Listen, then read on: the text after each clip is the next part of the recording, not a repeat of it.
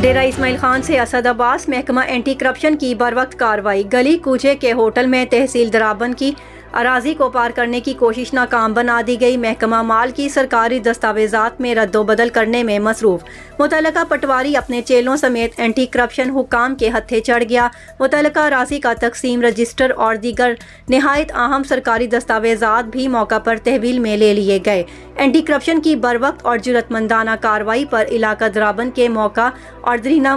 متاثرین میں خوشی کی لہر دوڑ گئی۔ درخواست گزار شہری اور محکمہ اینٹی کرپشن کو خراج تحسین۔ تفصیلات کے مطابق ڈیرہ اسماعیل خان کے محکمہ مال کے اہلکاران خالص طور پر پٹواری حضرات کے حوالے سے اکثر شکایات موصول ہوتی ہیں کہ وہ اپنے سرکاری اور مقررہ دفاتر میں اپنے فرائض منصبی انجام دینے کی بجائے شہر اور مضافات کے مختلف ہوٹلوں، پلازوں، سرائے جات اور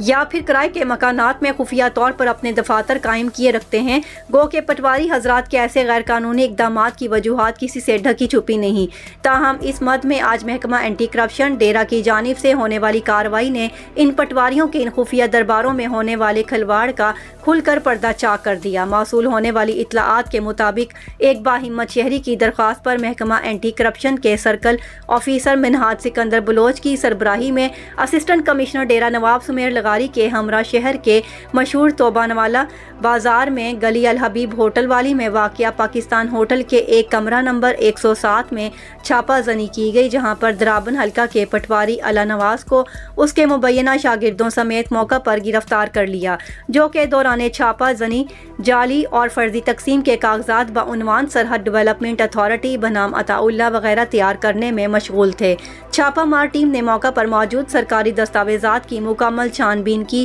اور اس میں موجود تقسیم رجسٹر اور تعدم کارروائی بنائی گئی جعلی اور بوگس ریکارڈ کاغذات اور دستاویزات کو قبضہ میں لے لیا۔ آج ہونے والی محکمہ اینٹی کرپشن کی اس اہم کارروائی اور اس کی وجہ سے بننے والی شہری کی درخواست پر شہریوں خاص طور پر اہلیان درابند نے انتہائی خوشی کا اظہار کیا اور امید ظاہر کی کہ ان کے حق پر ڈاکہ ڈالنے کی کوشش کرنے والے عناصر کے خلاف سخت کارروائی کی جائے گی، جبکہ اس ضمن میں بھی کہا جا رہا ہے کہ اس کارروائی کے نتیجے میں مزید انکشافات کی توقع بھی کی جا رہی ہے۔